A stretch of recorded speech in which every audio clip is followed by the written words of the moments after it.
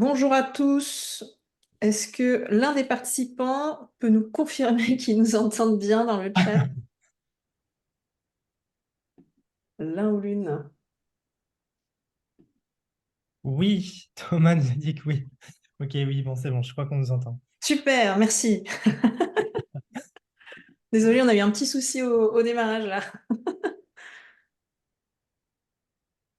Alors, on attend 1 minute, le temps que tout le monde arrive. Déjà 300 participants, et on est ravis de vous voir aussi nombreux.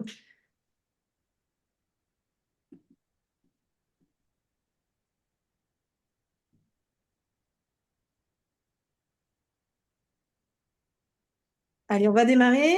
Donc, merci à tous d'être avec nous aujourd'hui pour cette petite heure. On va vous parler de risques physiques, c'est-à-dire les risques qui sont liés aux impacts du changement climatique sur nos activités. Et on va plus particulièrement parler des entreprises. Comment les entreprises vont faire face à ces risques physiques. Donc, en fait, c'est un webinaire qu'on met en place en écho, on va dire, à une publication qu'on a sortie en novembre dernier, il me semble, dont le titre était celui-là. Donc on vous fait un résumé ici, puis on sera bien sûr ouvert aux questions que vous aurez à la fin de cette présentation. Alors aujourd'hui, pour parler, donc moi-même Violaine Lepouzet, je suis principale et responsable du pôle qui travaille sur l'adaptation et les risques physiques à Carbone 4, et Théo Girard. Et moi, je suis consultant senior dans l'équipe de Violaine. Je travaille aussi sur la résilience climatique des entreprises. Je faisais partie de l'équipe avec Violaine et d'autres de nos collègues qui a construit notamment la méthode OCARA dont on parlera un petit peu aujourd'hui. Et je suis ravi d'être là. Alors, Carbone 4, qui on est? Très rapidement, on est un cabinet de conseil spécialisé sur les enjeux climatiques. Donc, on accompagne les acteurs économiques pour les aider à comprendre les impacts du climat sur leur activité et le rôle de leur entreprise vis-à-vis du changement climatique. Donc, on les aide à construire des stratégies climat, biodiversité aussi, des stratégies d'entreprise résilientes. On a aussi des activités de formation et de data. Et on va vraiment les accompagner pour les aider à comprendre l'impact que l'entreprise peut avoir sur le climat et comment elle peut jouer un rôle pour réduire ses émissions de gaz à effet de serre et donc réduire la modification du climat. Et puis, essayer de comprendre comment le climat va affecter ses activités et construire donc une stratégie résiliente. Aujourd'hui, Carbone 4, c'est un groupe, on est plus de 180 personnes, avec l'activité historique conseil, dans lequel on fait partie avec Théo. Donc, on accompagne directement les acteurs économiques sur ces sujets, sur les deux thématiques que je viens de mentionner. On a aussi Carbon for Finance, qui est vraiment la fourniture de données pour le monde financier. Carbone 4 Academy, c'est de la formation en ligne, mais aussi en présentiel sur nos sujets. MyCO2, l'empreinte carbone individuelle, et IF Initiative, c'est un programme de R&D pour construire des scénarios de prospective énergétique.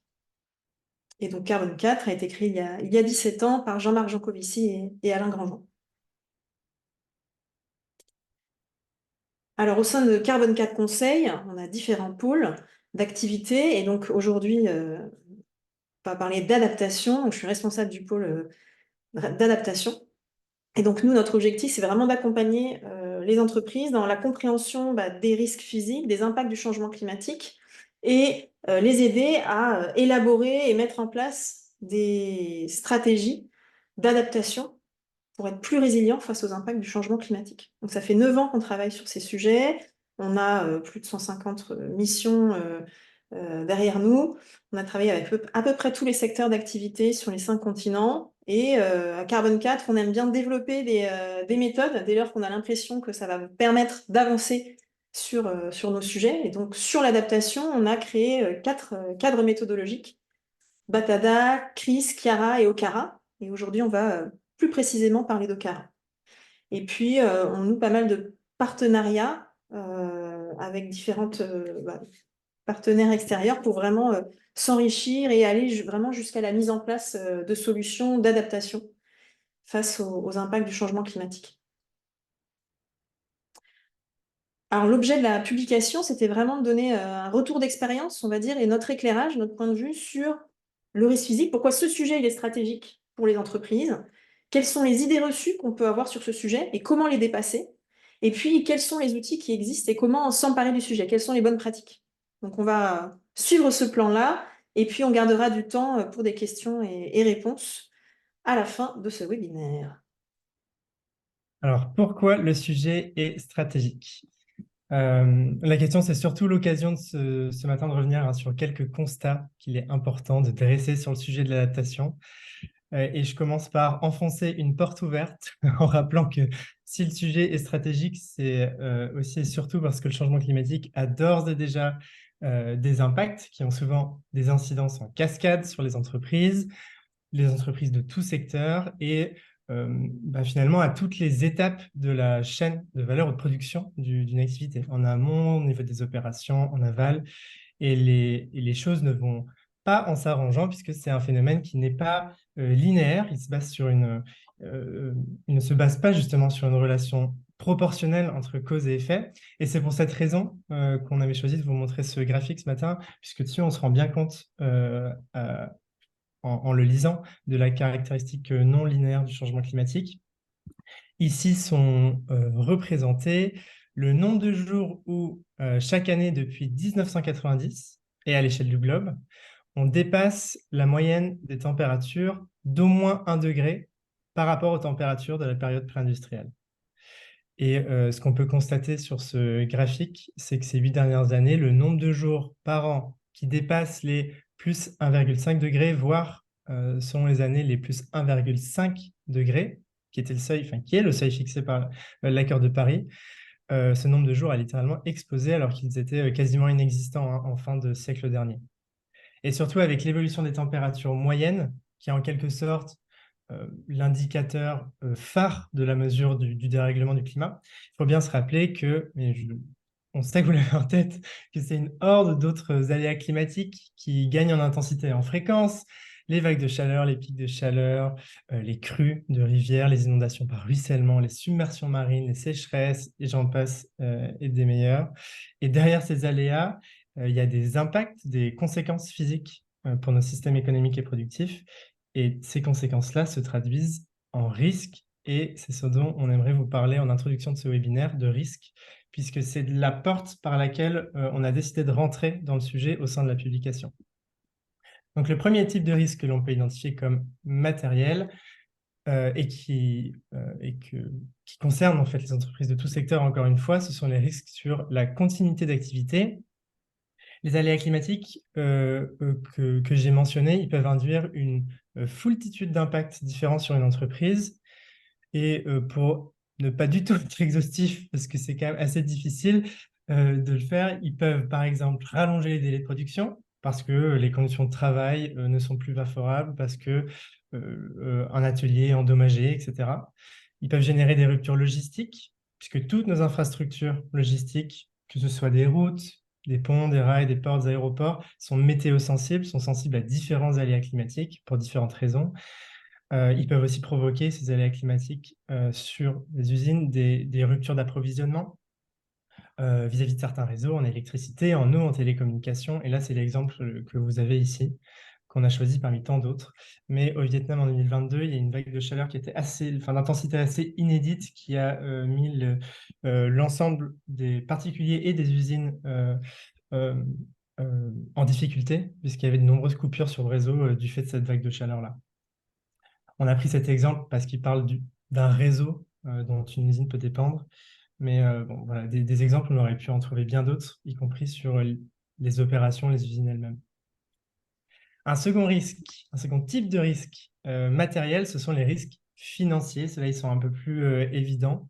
On les trouve un peu plus facilement dans la presse, puisque pour préserver ses résultats financiers, une entreprise je ne sais pas si c'est va avoir besoin ou a d'ores et déjà besoin d'anticiper les impacts du climat sur son activité.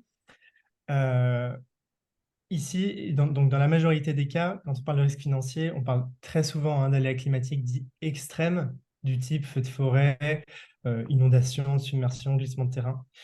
Et chaque année, là, on peut facilement trouver des exemples. Il y a des dizaines d'acteurs industriels et des entreprises en tout genre qui ne sont pas dotés d'un plan d'adaptation, qui se retrouvent à avoir tout ou partie de leur site endommagé, voire détruit par des aléas climatiques.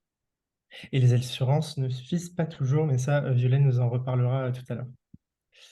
Comme troisième type de risque, on peut penser au risque de réputation, qui est un risque un peu plus complexe, protéiforme, mais non moins important selon son secteur d'activité. Là, on a repris un exemple classique que vous connaissez déjà peut-être, qui est celui de PG&E, Pacific Gas and Electric Company. C'est une entreprise qui gère et entretient le réseau de distribution d'électricité en Californie. Et vous n'êtes pas sans savoir que le changement climatique induit une augmentation significative des jours qui sont propices aux feux de forêt, et c'est le cas en particulier dans cet état de la Californie, et du fait d'un manque d'entretien du réseau électrique qu'il gérait, c'était en 2018, l'entreprise a été jugée responsable du déclenchement d'un très gros incendie dans la région, puisqu'en fait, voilà, par manque d'entretien, parce qu'il y a une branche d'arbre qui est rentré en contact avec une ligne électrique et qui a provoqué un feu. Donc l'entreprise a été attaquée en justice. Elle a dû s'acquitter d'une grosse somme d'argent, il me semble 30 milliards de dollars de réparation, parce qu'il y a des villages entiers qui ont été brûlés. Et cette situation, elle aboutit à un risque de réputation. Pourquoi? Parce que l'entreprise a perdu 90% de sa valeur les semaines suivant les incendies, et elle a fini par déposer le bilan avant d'être sauvée par une intervention de l'État en réalité. Mais en tout cas, on voit bien se dessiner les risques de réputation pour ce type d'acteur. Un autre type de risque qui est très important, notamment parce qu'il touche l'humain, ce sont les risques de santé et sécurité au travail. Dans la publication, on citait une note d'analyse de France Stratégie qui est sortie il y a très peu de temps, il me semble l'année dernière, en fin d'année dernière même peut-être, qui permettait d'avoir des premiers chiffres sur ce sujet-là. Et dans cette note d'analyse, on trouvait justement que 36% de l'emploi total en France hexagonale et quasi 50% en Outre-mer souffrent de la chaleur.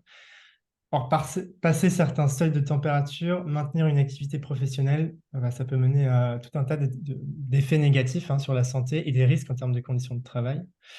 Et d'ailleurs, le sujet d'une limite de température au-delà de laquelle il serait plus possible, voire peut-être un jour plus légal de travailler, c'est un sujet qui est porté par un certain nombre de syndicats en France et en Europe.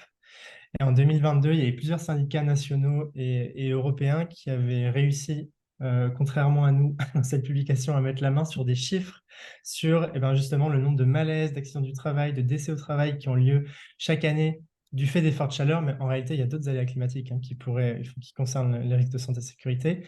Et ces syndicats avaient mis la main sur des chiffres là-dessus et depuis 2022, militent justement pour l'établissement à l'échelle européenne d'une température maximale de travail. Donc en tout cas, que ce soit au niveau de l'Europe ou au niveau de la France, c'est un sujet en cours sur la chaleur. Mais encore une fois, il y a d'autres aléas climatiques qui peuvent représenter des risques vis-à-vis de la santé et sécurité de vos employés. Et puis, il y a d'autres risques auxquels peuvent être exposées des entreprises, qui sont à mettre aussi parfois en regard de la transition vers une économie bas carbone, qui ne sont pas uniquement cantonnés au sujet de la résilience et de l'adaptation au changement climatique. Ici, on a fait apparaître les risques de pérennité du modèle économique. Peut-être que les vendeurs de pulls en laine auront un peu moins de succès en France ces prochaines décennies. Et il y a une autre typologie de risque qui est aussi très intéressante. Pour l'instant, pareil, on peine un peu à trouver des études intéressantes sur le sujet, à remonter des chiffres, mais un risque sur la marque employeur qui fait référence à la capacité d'une entreprise à pouvoir garder ou à capter de nouveaux collaborateurs, collaboratrices, et aussi des collaborateurs, collaboratrices qui soient suffisamment qualifiés. Et ça, c'est un risque qui rejoint le sujet de la réputation, d'ailleurs, en quelque sorte. Et dans la publication, on mentionnait le manifeste étudiant pour un réveil écologique dont vous avez peut-être entendu parler, qui, au moment de sa sortie, témoignait d'une envie forte monde des grandes écoles en France, de se tourner, enfin des étudiants, hein, de se tourner vers des employeurs en accord avec leurs revendications. Et cette même association avait réalisé un sondage en mars 2022 qui a été réalisé par Harris Interactive, qui nous apprenait que 65% des jeunes en France se disaient prêts à renoncer à postuler dans une entreprise qui ne prendrait pas suffisamment en compte les enjeux environnementaux. Bon, c'est un sondage parmi tant d'autres qu'on aurait pu citer. En tout cas, c'est sûr que ça, c'est un signal faible qui est encore difficile à démontrer, mais que nous, on voit, y compris à travers nos accompagnements chez Carbone 4, c'est un sujet qui revient souvent. Malgré la matérialité de ces risques, force est de constater que le sujet, il n'est pas toujours identifié, et même lorsqu'il l'est, il demeure assez souvent peu ou mal gouverné, et souvent, il n'y a pas de moyens humains en fait, dédiés à l'appréhension des risques physiques. Et ici, vous en avez une illustration qui est issue d'un sondage, encore une fois, mais cette fois-ci réalisé par l'AMRAE, l'Association pour le management des risques et des assurances de l'entreprise, et AXA Climate. Et dans ce baromètre qui a été fait en 2022, d'ailleurs, il y a eu une nouvelle édition en 2023, qui est très intéressant. On a sorti un graphique qui était particulièrement intéressant parce qu'il traitait de ce sujet-là, de l'appréhension des risques physiques dans les entreprises. Et ici, ce qu'on peut constater, c'est que même au sein des entreprises qui emploient des risk managers, donc une typologie d'entreprise plutôt prédisposée à l'exercice de l'analyse de risque, hein, vous en convenez, un tiers déclare qu'il n'existe aucune gouvernance des risques climatiques dans leur organisation et que la responsabilité du pilotage du sujet reste encore floue. Donc, dans le reste des entreprises pour lesquelles la culture du risque est parfois un peu moins forte, voire absente selon les secteurs, on peut facilement imaginer hein, que ce chiffre il est beaucoup plus important. Mais dans le même temps, et je conclurai cette introduction là-dessus, les cadres réglementaires tiennent de plus en plus compte du sujet de l'adaptation au changement climatique et par la force des choses, le sujet avance et se structure. Et encore une fois, on voit chez Carbon 4 qu'il se structure et qu'il avance assez vite, même plutôt très vite. On a certains cadres de reporting qui sont des quasi standards de marché selon l'entreprise ou le secteur d'activité. Je pense ici au CDP ou à la TCFD, qui demandent d'aller toujours plus loin dans l'étude des risques physiques, avec des diagnostics à réaliser pour plusieurs horizons de temps, pour plusieurs scénarios, des analyses par scénario à réaliser, y compris sur les risques physiques, des modélisations du coût des impacts du climat sur l'activité, au moins sous forme d'études de cas. Ça, c'est déjà des choses qu'on retrouve dans les cadres de reporting. Et puis dans la sphère législative, ça, vous êtes certainement très au courant qu'en Europe, ça a beaucoup avancé et que le reporting financier a été élargi aux risques physiques, à la double matérialité, avec euh, en plus d'un diagnostic qui doit être assez complet et qui doit être réalisé, la nécessité d'avoir construit un plan d'adaptation au niveau de ses actifs, de ses sites ou de ses usines à risque. Donc en termes de réglementation, ça avance vite. Merci Théo, pardon, pour ces éléments. Donc, nous, effectivement, c'est des éléments qu'on constate, qu'on a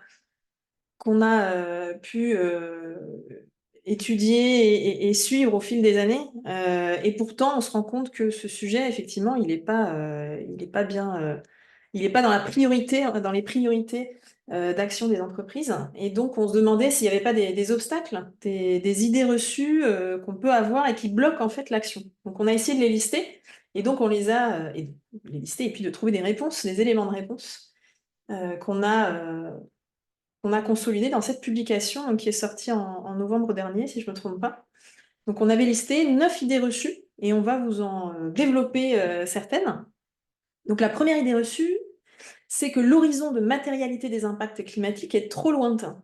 C'est-à-dire qu'on parle de 2050, c'est trop loin. Bon, j'ai d'autres sujets, d'autres priorités pour le moment. Aujourd'hui, il ne se passe rien. Deuxième idée reçue, nous n'encourons aucun risque réel, nous sommes assurés. Voilà, je suis couvert en fait parce que j'ai un bon contrat d'assurance, j'ai pas de risque. Troisième idée reçue, nous avons des modèles de risque bien solides, bien robustes, construits sur les tendances historiques, donc on est bien informé. Quatrième idée reçue, les leviers d'action ne sont pas à notre portée. Ce sont les pouvoirs publics, l'État qui doivent faire le travail à notre place. Donc moi, je peux peut-être faire des choses, mais ça va pas suffire. C'est à l'État de légiférer ou de me donner les informations qui vont me permettre de m'adapter. Cinquième idée reçue, nous parviendrons toujours à nous adapter.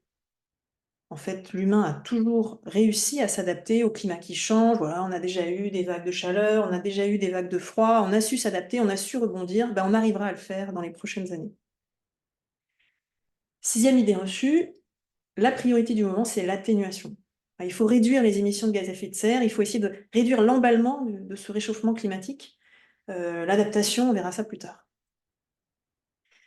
Septième idée reçue, moi, je suis bien informée parce que j'ai déjà étudié les risques sur mes actifs, sur mes immobilisations, les bâtiments. Donc finalement, j'ai déjà fait le job. Huitième idée reçue, moi j'ai déjà lu les rapports du GIEC, les cartes du GIEC, j'ai croisé avec la localisation de mes sites. Ça me suffit pour comprendre les risques auxquels je serais exposée. Neuvième idée reçue, c'est compliqué en fait de traiter ce sujet parce qu'il n'y a pas de méthode standardisée, il n'y a pas de métrique unique. Finalement, l'analyse, elle est impossible. Voilà, c'est 9 idées reçues qu'on a réellement déjà, à laquelles on a déjà été confronté. Et donc, on voulait vous les partager et essayer de vous donner des éléments de réponse pour justement savoir traiter ces différents sujets. Alors, on a choisi de vous en présenter 4. Donc, on va parler d'assurance, on va parler du fait qu'on a toujours réussi à s'adapter, ou pas en fait. On va parler de la priorité du moment, c'est l'atténuation, et je suis bien informée car j'ai déjà étudié les risques sur mes actifs. Et Théo, c'est toi qui vas faire donc la première qu'on avait choisie sur l'atténuation. Oui, exactement. Euh, donc la priorité du moment, c'est l'atténuation. Je pense qu'on peut directement passer au petit visuel qu'on avait partagé au sein de la publication. C'est une idée sur laquelle j'ai le sentiment qu'on a au moins un peu avancé collectivement, depuis peu peut-être, notamment depuis que notre ministre de la Transition écologique, Christophe Béchu, a affirmé qu'il fallait préparer notre pays à plus 4 degrés. Depuis, ça a quand même ouvert la discussion à ce sujet, et notamment qu'il a insisté pour la mise au point d'une trajectoire de réchauffement de référence pour l'adaptation au changement climatique en France, qui répond au doux acronyme de TRAC pour ceux qui ont suivi l'actualité sur ce sujet. Cette trajectoire, elle a le très gros avantage de doter l'ensemble des acteurs français, qu'ils soient privés ou publics, d'une référence commune pour anticiper et prévenir les risques, ce qui manquait complètement avant ça. Il n'y avait pas de directive nationale disant aux entreprises en particulier, il faut vous préparer à tel degré de réchauffement, à tel horizon, etc. Donc quelque part, pour répondre à cette question, je vais beaucoup m'appuyer sur les interventions de Christophe Béchu, qui répète à l'occasion de maintenant toutes ces prises de parole, j'ai l'impression, sur le sujet de l'adaptation, que pour avancer sur le sujet, il faut vraiment tordre le cou à l'idée selon laquelle s'adapter, c'est renoncer à s'atténuer, puisque pour le dire rapidement, il y aura des impacts physiques euh, et donc un besoin d'adaptation, même dans un monde à seulement, avec des gros guillemets, plus 1,5 degré, même si on parvient à limiter, à respecter les accords de Paris, on aura des impacts sur tout un tas de nos activités économiques, nos infrastructures, etc. Et inversement, il y aura nécessairement des efforts de transition à faire dans un monde à plus 4 degrés de réchauffement, ne serait-ce que parce que les ressources en fossiles vont s'amenuisent. Donc les deux combats sont nécessaires et doivent être menés de front. Tant que les émissions ne sont pas nulles, la concentration atmosphérique en CO2 augmente et par conséquent l'ampleur du dérèglement climatique augmente. Donc voilà, c'est pas vraiment c'est pas franchement une bonne idée de se dire qu'on se concentre uniquement sur l'atténuation, puisque pour l'instant on n'est toujours pas parvenu à une stabilisation du changement climatique et on n'a toujours pas commencé à infléchir la courbe. Et étant donné qu'il y a une certaine inertie au système, voilà, c'est pas forcément une bonne idée. Donc il faut se préparer à des impacts physiques du réchauffement qui vont aller croissant tant que les émissions ne seront pas nulles, encore une fois. Euh, et c'est donc l'adaptation à ce stade, c'est pas vraiment une option, c'est une démarche à lancer en même temps qu'une démarche d'atténuation. de réduction des gaz à effet de serre, notamment aussi parce qu'il y a de nombreux ponts à créer entre les deux démarches, par exemple pour éviter des solutions de maladaptation, des solutions d'adaptation qui viendraient renforcer le problème du changement climatique.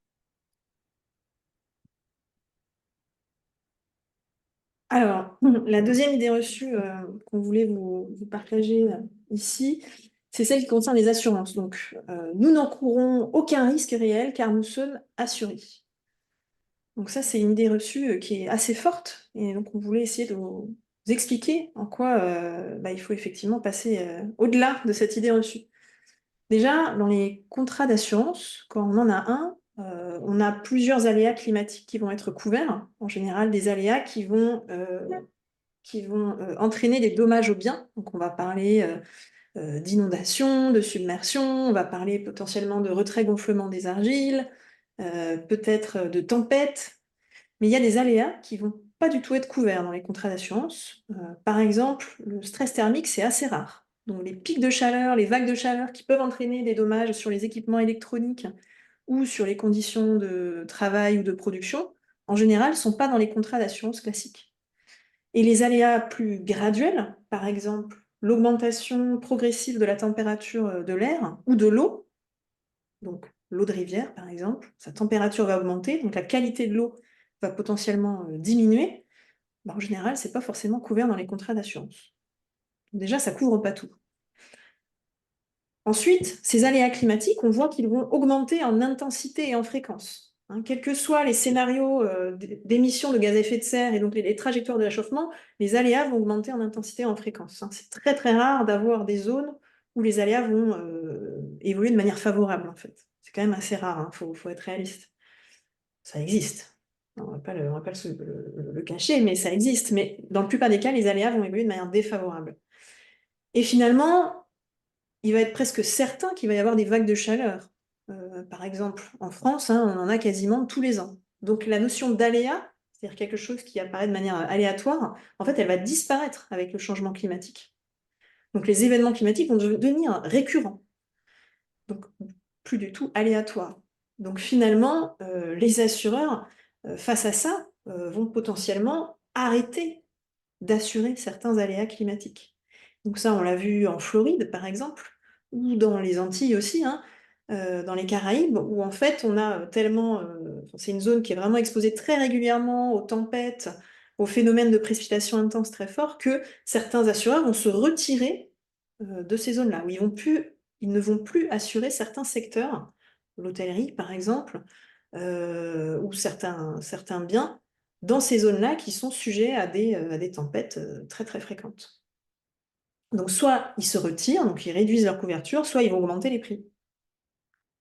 Ce qui finalement entraîne un risque financier pour l'entreprise. Et puis le dernier élément important à avoir en tête, c'est que l'assurance, elle vous apporte une couverture financière, mais elle ne va pas vous protéger face aux impacts qui vont se matérialiser sur le site. Donc, s'il y a une activité qui s'arrête parce qu'il fait trop chaud ou parce qu'il y a eu de la grêle qui est tombée, l'assureur va vous dédommager, mais par contre, le site ne fonctionne pas pendant un certain nombre de jours, où son niveau de productivité va vraiment diminuer. Donc, l'assurance ne règle pas les problèmes physiques, opérationnels. C'est simplement une couverture financière. Donc ça, c'est aussi important à avoir en tête. Si on cherche vraiment à avoir une continuité d'activité physique, avoir une résilience face aux aléas climatiques, l'assurance, c'est une solution uniquement financière. Autre idée reçue, Nous pour parviendrons protéger. toujours à nous adapter. Alors ça, c'est une remarque qui est bon, déjà honnêtement intéressante. Moi, je trouve qu'on pourrait en dire beaucoup de choses. On pourrait répondre à la question de plein de manières différentes. Dans la publication, on a choisi une façon d'y répondre parmi d'autres. Et la première chose que l'on peut dire, c'est que le réchauffement climatique, il sera important et enfin, plus il sera important et plus il sera difficile de s'adapter et plus les pertes et les dommages seront importants. Ça, c'est quand même un constat de départ qu'il faut dresser. Pourquoi il sera plus difficile de s'adapter? Puisque parfois certaines solutions d'adaptation seront soit plus viables, ça c'est, je sais pas, par exemple l'exemple de certaines solutions fondées sur la nature, qui sont souvent non compatibles avec des degrés de réchauffement, plutôt compatibles avec des degrés de réchauffement limités. Je pense à, je sais pas, la reforestation, par exemple, pour limiter l'érosion, retenir davantage l'eau, lutter contre les sécheresses, qui est souvent une bonne solution, mais les arbres eux-mêmes sont très fortement vulnérables au climat. Et puis parfois, les solutions d'adaptation, elles pourraient donc, soit ne plus être viables, soit ne plus être toujours disponibles du fait d'un manque de matières premières, compétition sur certaines solutions d'adaptation, etc. Donc l'enjeu, il est euh, aussi d'accepter qu'en dehors du cadre de l'accord de Paris de limiter le réchauffement à 1,5 ou maximum de degrés, les conséquences sur nos sociétés, elles seront à ce point incertaine qu'il est impossible voilà, de déclarer qu'on est pleinement préparé à ce qui va nous arriver, puisqu'on ne lit pas dans une boule de cristal, malheureusement, quand bien même les projections climatiques sont de plus en plus bonne qualité et avec une meilleure résolution, ça reste pas des choses à prendre au pied de la lettre, quoi. C'est des projections et on n'en est pas encore au stade de réussir à lire l'avenir. Et ce qui apparaît pourtant comme une quasi-certitude, c'est qu'il ne sera plus possible de s'adapter partout. Par exemple, et c'est l'objet de cette carte, certaines régions du monde seront impropres à la vie humaine une partie de l'année du fait de conditions de chaleur et d'humidité trop importantes. Et il ne sera pas non plus possible de s'adapter tout le temps puisqu'il sera de plus en plus probable de souffrir d'une perte irrémédiable au niveau de son usine, voilà, de son entreprise, sans ne pouvoir rien faire de significatif pour compenser les dommages. Ça, c'est des situations aussi qui vont nécessairement arriver. Sur cette slide, vous avez une illustration du nombre de jours par an où certaines zones du monde ne seront plus ou alors très difficilement propices à la vie humaine du fait de conditions de chaleur et d'humidité trop élevées, puisqu'en effet, je le rappelle au cas où, enfin, voilà, au cas où ce soit nouveau, même si notre environnement il est plus chaud que notre corps, à nous humains, on arrive tout de même à perdre de la chaleur si notre sueur parvient à s'évaporer, tout du moins enfin, du temps que l'air est sec, en tout cas, grâce au phénomène d'évaporation. Et ça fonctionne même quand les températures elles peuvent être très élevées, du type 45-50 degrés, mais du moment que l'air est sec. Mais dès lors pardon, que l'humidité de l'air augmente, l'évaporation et l'évacuation de la chaleur par nos corps ralentit et les choses se gâtent lorsque voilà, il y a un certain seuil qui est atteint. En fait, lorsque la température mesurée par un thermomètre humide placé à l'ombre, c'est un nom en anglais, ça s'appelle le wet bulb temperature. Et voilà, lorsqu'un seuil de 35 degrés est atteint au niveau de ce thermomètre humide, là, on considère que notre sueur ne parvient plus à s'évaporer et notre corps a régulé sa température. Et en restant exposé à ces conditions, on peut être dans un état fiévreux très, très rapidement et en mourir aussi en quelques heures seulement. Donc, tout ça pour vous dire que, voilà, malheureusement, non, ce ne sera pas possible de s'adapter ni tout le temps, ni partout.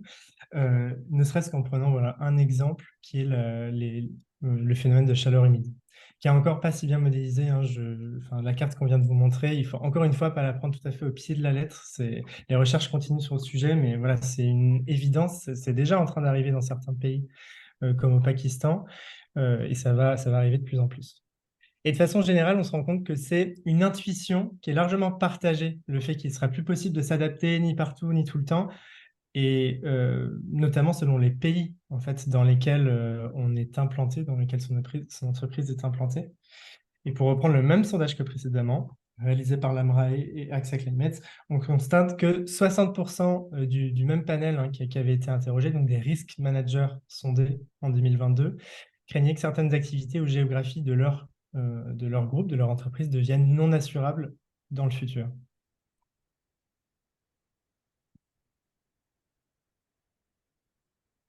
Alors, on va passer une dernière idée reçue qu'on voulait vous partager.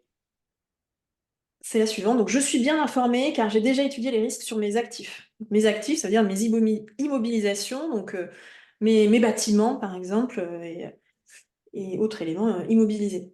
Alors, là-dessus, c'est une idée reçue assez forte et qui peut vraiment induire en erreur, parce que c'est vraiment la partie émergée de l'iceberg.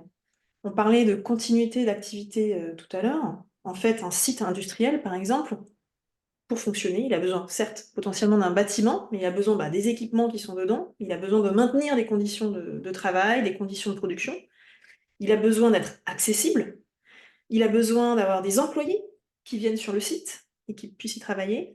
Il a besoin peut-être de stocker des éléments. Donc tout ça, ça se passe sur le site. Et puis, il va avoir besoin aussi d'interagir avec le territoire dans lequel il est. Il va avoir besoin d'infrastructures de transport, routier, ferré, fluvial dans certains cas. Je voyais qu'il y avait une question sur ces sujets. Maritime dans d'autres cas. Il va avoir besoin d'électricité, très souvent quand même. Il va avoir besoin d'eau, eau de rivière, eau de nappe, eau de mer dans certains cas, eau du réseau aussi. Il va avoir besoin d'infrastructures, d'être connecté à des infrastructures télécom qui fonctionnent. Il va avoir besoin d'évacuer ses déchets. Il va avoir besoin de fournisseurs, de clients, etc. On voit que finalement, la somme d'éléments dont un site industriel ou une organisation en fait dépend est assez importante et ne se limite pas aux actifs, aux bâtiments, hein. C'est souvent les bâtiments qu'on a en tête. Donc c'est bien de regarder ce qui se passe au niveau des bâtiments, évidemment, parce que ça protège en général ce qu'il y a à l'intérieur.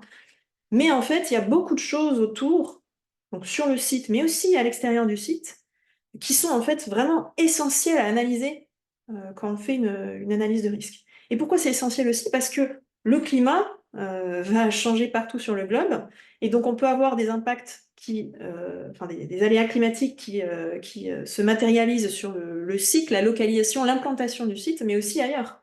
Donc à 10 km plus loin, sur le pont qui permet d'accéder au site, par exemple. Ou sur des milliers de kilomètres plus loin, il y avait un exemple sur le canal du Panama, parce qu'il a une marchandise, une matière première qui a besoin de passer par le canal du Panama pour arriver sur le site industriel. On avait eu le cas, ça fait plusieurs étés de suite, hein, qu'on a le cas en fait sur le Rhin, donc le Rhin qui est un axe majeur de transport de marchandises. Bon, bah, chaque année, enfin, ça fait quand même plusieurs années qu'on a ça. Le niveau du Rhin baisse, ça sèche, donc les barges ne peuvent plus naviguer aussi chargées qu'elles ont l'habitude de le faire. Parfois, elles peuvent même plus du tout naviguer. Et donc, certains sites industriels arrêtent de fonctionner parce qu'ils n'ont plus de matière qui arrive sur le site. Donc, analyser la vulnérabilité des bâtiments, ce n'est pas suffisant. Il faut regarder ce qui se passe, tout ce dont on peut avoir besoin pour fonctionner.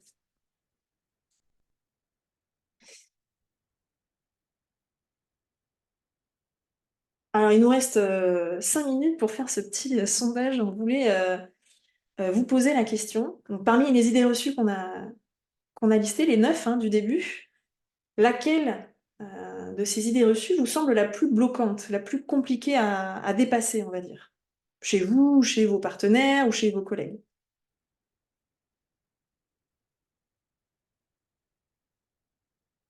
Alors, est-ce qu'il y a un sondage qui s'est mis en On place? va essayer de lancer le sondage.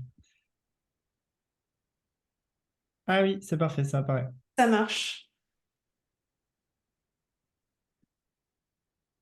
Ah, on peut pas voter, nous. Alors, on vous laisse quelques minutes pour répondre, pour voir un petit peu ce que ça donne.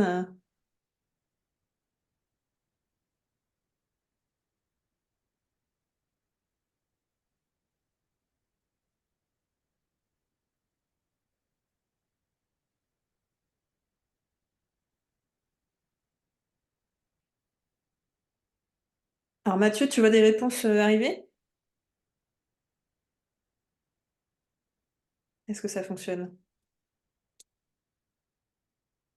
Ah, sinon, dans le chat, hein.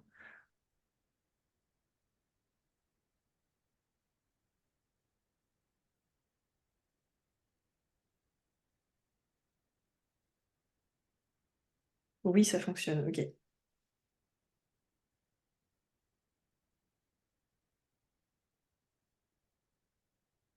Ok. Est-ce que tu nous donnes une tendance peut-être? Moi, je vois pas les résultats. Je sais pas si je suis en capacité de les voir.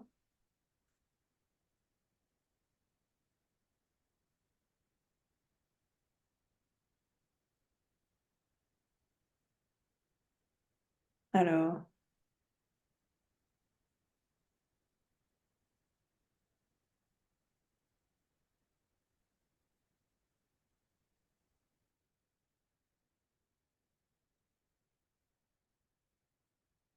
ah d'accord, tu m'envoies le... D'accord. Alors,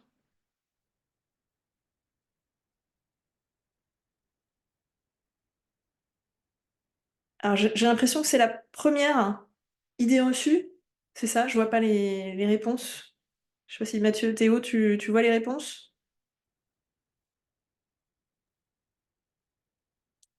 Alors, moi, je vois pas non plus les réponses. Comment je peux Non plus, faire?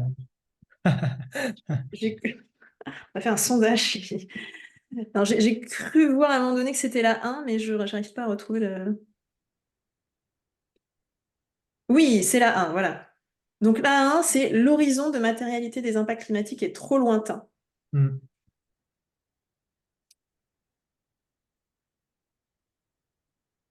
Alors je reviens peut-être, je crois qu'on avait quelques éléments à partager sur celle-là. Alors, est-ce que vous voyez la slide? Je crois Oui, pas. Moi, Si? tu vois? Moi, je vois pas de slide. Tu vois pas de slide? Alors, sur l'horizon de matérialité des impacts est trop lointain, quelques éléments de réponse. En fait, on constate déjà aujourd'hui de plus en plus d'impacts qui peuvent être reliés au réchauffement climatique. Alors, il y a des aléas météorologiques hein, qui ont toujours existé, hein, on est d'accord, et donc qui ne sont pas forcément liés au réchauffement climatique. Mais par contre, par exemple, l'assèchement en Méditerranée ou bien certaines inondations qu'on a pu connaître en Amérique du Nord ou en Asie ont été reliés, attribués au réchauffement climatique. Donc, en fait, les impacts, on les ressent déjà aujourd'hui. Donc, quand on dit que l'horizon de matérialité il est trop loin, en fait, dans certains endroits, il est déjà bien, bien palpable. Alors, en Europe, c'est peut-être pas une zone où on va subir encore enfin, peut-être une zone qui est moins exposée qu'en Asie ou en Amérique du Nord, par exemple. Mais ça étant, on voit déjà des choses. Je parlais de l'assèchement du Rhin qui a entraîné des ruptures d'approvisionnement sur certains sites industriels. On peut parler des vagues de chaleur, on peut parler des inondations en Belgique et Allemagne dernièrement. Il y a en fait pas mal d'impacts assez palpables. Premier élément. Deuxième élément, quand on parle d'horizon de matérialité, souvent c'est une matérialité financière dont on parle. C'est quand on essaie de mettre des euros à ces impacts-là. Et quand on se projette à des horizons de 2050, souvent c'est difficile justement de les matérialiser. Mais en fait, il faut raisonner continuité d'activité physique. Si je reprends l'exemple de l'eau, ça coûte pas cher actuellement. Donc en fait, si j'essaie d'estimer le coût d'une pénurie d'eau en 2050, peut-être que ça va pas coûter bien cher. Mais en réalité, c'est crucial pour mon site. Il y a des sites sur lesquels, quand j'ai pas d'eau, même un réseau d'eau potable, hein, quand les sanitaires ne fonctionnent pas, je dois fermer le site industriel. Et donc ça, c'est des impacts actuels. Il n'y a pas besoin de projeter des euros à horizon 2050, etc., de comparer à des mesures d'adaptation. En fait, c'est direct. Plus d'eau, le site ne fonctionne plus. Donc l'horizon, il est en fait enfin, très contemporain. Théo, je ne sais pas si on avait d'autres éléments de réponse sur Non, c'était les deux, ouais. cette idée reçue. On développe dans la publication. Alors, tu disais qu'on voyait plus le diaporama. Je pense que tu as récupéré les droits pour partager le. Enfin, en tout cas, moi, je le vois pas. Toi, tu le vois pas? Ok, moi, je vais le repartager. Désolée des petits soucis, hein. Alors, je vais essayer de récupérer le partage. Tac. Voilà, ça devrait fonctionner à nouveau. On est bon? Oui, c'est bon. Alors, il nous reste 10 minutes pour vous donner un peu de baume au cœur, c'est-à-dire vous expliquer les solutions. Il existe des choses pour faire face et pour se lancer dans une démarche d'adaptation. Donc, en général, c'est quand même assez intéressant de passer par une étape de panorama des risques climatiques sur son site et sur les implantations dont il dépend. Donc, si on est une entreprise, ça peut être tout un parc industriel, ça peut être ses fournisseurs, ça peut être ses clients. Donc on va croiser des données climatiques et puis des localisations pour avoir une cartographie des projections climatiques. Donc ça va permettre d'identifier les gros hotspots, les zones sur lesquelles potentiellement il peut y avoir pas mal de risques, et donc de se concentrer sur ces zones-là. Bon, on appelle ça une étape de screening, de panorama des enjeux du risque climatique. Et donc ça, il faut le faire pour plusieurs horizons, plusieurs scénarios, et puis essayer d'étudier tous les aléas climatiques qui sont potentiellement vecteurs de risque. Ensuite, une fois qu'on a identifié des sites, par exemple, sur lesquels potentiellement il se passe quelque chose, il y a une évolution qui est vraiment très défavorable, le site est stratégique, par exemple, donc il y a vraiment un sujet, on va pouvoir mener une évaluation plus approfondie du risque et vraiment évaluer les risques opérationnels résiduels hein, après mesure d'adaptation pour ensuite identifier les mesures d'adaptation additionnelles qu'il va falloir mettre en place. Donc nous, c'est des analyses qu'on appelle OCARA, puisqu'on a développé une méthode OCARA, dont je vais parler juste après, qui permet justement de mener ces analyses très concrètes. On va en fait découper le site, par exemple, hein, si on parle d'un site, en processus, en unités fonctionnelles. On va identifier les processus donc, qui sont les plus importants à maintenir sur le site, processus vitaux, majeurs, et puis on va évaluer la sensibilité de ces processus à différents aléas climatiques. Et on va coter ce risque avec différentes composantes derrière. On va le probabiliser hein, à un horizon. Donc là, par exemple, c'est le risque net à horizon 2050, selon le scénario RCP 8.5, qui va faire ressortir, vous voyez, une bonne dizaine de couples processus-aléas sur lesquels il va falloir investiguer davantage et mettre en place des mesures d'adaptation. Donc on est sur un peu une logique hein, d'analyse de risque assez classique. On fait diagnostic de risque brut, ensuite net avec mesures d'adaptation déjà embarquées, et puis ensuite on regarde ce qui reste et on travaille en priorité sur ces risques résiduels. Et donc ça, c'est très, très opérationnel. Et on est vraiment sur la continuité d'activités physiques, la description des impacts physiques derrière chaque case. Et donc pour faire ça, en fait, on utilise une méthode OCARA qui est assez unique, qu'on a mis en place à Carbone 4 avec le soutien de l'ADEME, de HDI, Bureau Veritas et la CCI Grand Est. Elle est publique, cette méthode, hein, vous pouvez la trouver sur notre site depuis 2 ans maintenant. Donc c'est un référentiel qui permet d'évaluer la résilience d'une entreprise aux impacts du changement climatique, avec cette vision donc, systémique. On ne va pas regarder que le bâtiment, on va regarder tout ce dont le site dépend pour fonctionner. C'est une méthode qui est très opérationnelle dans le sens où on va d'abord essayer de comprendre le site, qu'est-ce qui est vraiment vital pour elle, comme pour un plan de continuité d'activité. Donc on va d'abord regarder ce qui est vital pour le site, pour l'entreprise, et ensuite on se focalise sur ce périmètre restreint et on regarde comment ces processus vont être impactés, ce que je montrais juste avant. Et en faisant cette démarche dans ce sens-là, on embarque les métiers opérationnels, on décrit vraiment les impacts de manière très concrète pour l'entreprise, ce qui va permettre de manière très naturelle d'aller vers l'identification des mesures d'adaptation nécessaires pour être plus résilient. Et donc, finalement, c'est le plan d'adaptation qu'on souhaite à la fin. Dans OCARA, on apporte toute une nomenclature des processus à étudier, des métriques standardisées qui vont permettre vraiment d'objectiver l'analyse. Donc un référentiel qui va permettre de recenser aussi tous les impacts qui potentiellement ont déjà été vécus ou les signaux faibles qui commencent à apparaître. Et donc c'est un cadre qu'on fait comme pour un bilan carbone, hein, on fait l'analyse une première fois, et ensuite on peut y revenir, la mettre à jour régulièrement, dès lors qu'il y a des éléments à rajouter. Et OCARA, on l'a construit, vous voyez, avec une séquence assez particulière. On va commencer en fait l'analyse par une analyse à climat actuel. Donc on met de côté justement ces histoires d'horizons de matérialité qui peuvent être trop lointains, d'incertitude des données climatiques. On met ça de côté, et première étape, on raisonne à climat actuel. Actuellement, est-ce que je dépends de l'eau, par exemple? Est-ce que j'ai besoin d'eau pour fonctionner? À quel point c'est vital? Et actuellement, à quel point je saurais faire face à une réduction de la disponibilité de la ressource en eau. Et en faisant ça, on a notre diagnostic de résilience à climat actuel, qui est utile en fait, dès maintenant. Et ensuite, on va projeter ça dans le futur, on va rajouter 2 degrés, 4 degrés, on va voir ce qui se passe, on va voir comment ça se déforme. Et on a notre diagnostic de résilience à climat futur, qui va nous servir de base pour construire le plan de résilience. Donc c'est comme ça que c'est séquencé dans Okara. Et donc vous trouverez tout en ligne sur notre site, euh, puisqu'elle est publique.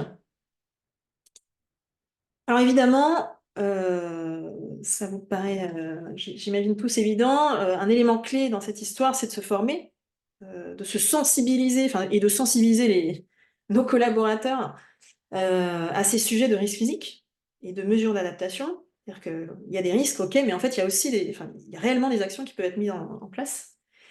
Et puis, il faut former les collaborateurs ou certains collaborateurs à des méthodes, justement. Donc, il y a Okara, il peut y avoir d'autres approches. Il y a des deux normes ISO qui existent. Il y a le référentiel Acte Adaptation qui existe en France, qui est poussé par l'ADEME. En fait, il existe on va dire, quelques éléments qui permettent déjà de se saisir très concrètement du sujet. Et donc, si je remets ça un petit peu dans l'ordre, aujourd'hui, nous, ce qu'on constate, c'est que la mise en place de vraiment la démarche d'adaptation, elle se fait vraiment de manière incrémentale, avec une première phase d'engagement, de mobilisation des équipes, où il va y avoir de la sensibilisation, de la formation, on va essayer de recenser déjà les impacts qui ont été vécus dans l'entreprise. Il faut mettre en place une bonne gouvernance. Il faut faire porter le sujet au niveau COMEX pour que ça aille loin. Ensuite, on va initialiser, c'est-à-dire on va faire un panorama des risques, donc en apportant une première cartographie des risques macro, par exemple, sur tous les sites. Et puis, on va identifier des sites pilotes, des sites sur lesquels on a envie d'approfondir l'analyse. Et donc, ce sera la troisième étape. On va faire quelques pilotes sur certains sites, donc stratégiques ou volontaires ou très à risque. On va mener une démarche d'adaptation jusqu'au bout, avec un diagnostic, un approfondissement et puis l'élaboration d'un plan d'action. Et sur la base de ces pilotes, on va pouvoir déployer la démarche sur tous les sites avec l'aide de différents métiers. Parce qu'un plan d'adaptation, ça se travaille au niveau des sites, mais en réalité, on a besoin d'avoir une consolidation, une harmonisation des pratiques au niveau du groupe. Et donc pour ça, on a les fonctions, on va dire, transverses, que ce soit les risk managers ou les responsables RSE, DD, qui ont un rôle à jouer pour porter le sujet, suivre le sujet et pousser aussi des outils. Donc on parle de méthodes, on parle de données climatiques, il peut y avoir dans la boîte à outils également des catalogues d'actions, de mesures d'adaptation, des REX, d'évaluation ou de démarche site. Donc on a vraiment une articulation à faire dans le déploiement entre le niveau site, BU, et le niveau groupe qui va être en charge de suivre et coordonner la démarche d'adaptation. Voilà aujourd'hui un peu le schéma idéal, on va dire, dans la mise en place d'une démarche d'adaptation.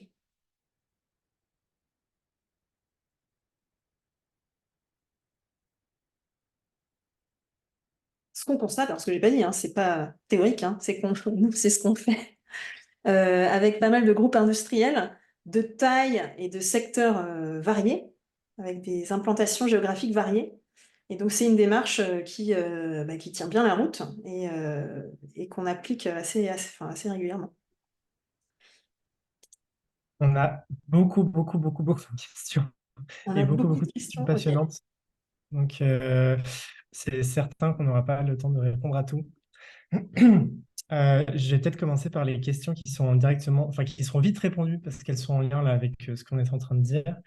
Il y a eu deux questions de Justine Tavernier et de Mathieu Tussaud sur est-ce que vous avez déjà, enfin, est-ce qu'on a, pardon, déjà appliqué la méthode au niveau d'une communauté de communes ou d'un territoire, etc. Peut-être que ça sera vite répondu. Alors, pour l'instant, non. Nous, on pense qu'effectivement, c'est une méthode qui est facilement transposable pour n'importe quel type d'organisation. C'est-à-dire que nous, on l'a écrit, on l'a conçu, on va dire, en ayant en tête les industriels, les entreprises. Et donc, il y a ce vocabulaire associé aux entreprises et aux industriels. Mais en fait, le cadre méthodologique, il est totalement viable pour une collectivité. Collectivité, elle va avoir des biens à gérer, elle va avoir des services dont elle doit assurer la continuité, que ce soit, je sais pas moi, la restauration scolaire, les lycées, etc. Et donc, on va retrouver en fait les mêmes genres d'activités. On va parler d'eau, de transport, de bâtiments, de conditions de travail, etc.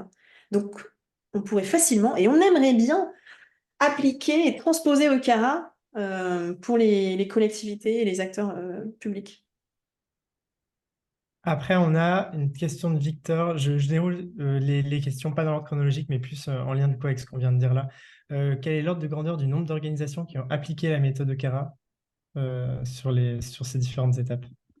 Alors, qui a appliqué la méthode Okara? Alors, on n'a pas du tout les chiffres exhaustifs, hein, puisque nous, on accompagne directement des acteurs, mais on forme aussi des entreprises qui, après, vont faire leur propre chemin de leur côté. On forme des consultants aussi à la méthode Okara qui vont elles-mêmes appliquer. Enfin, voilà, effet boule de neige. Donc, on n'a pas les chiffres exacts.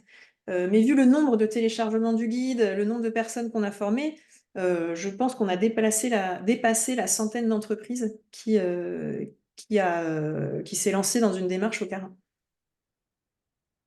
Pour un ordre de grandeur, hein. Encore une fois, c'est à vue de nez, hein, pour le coup.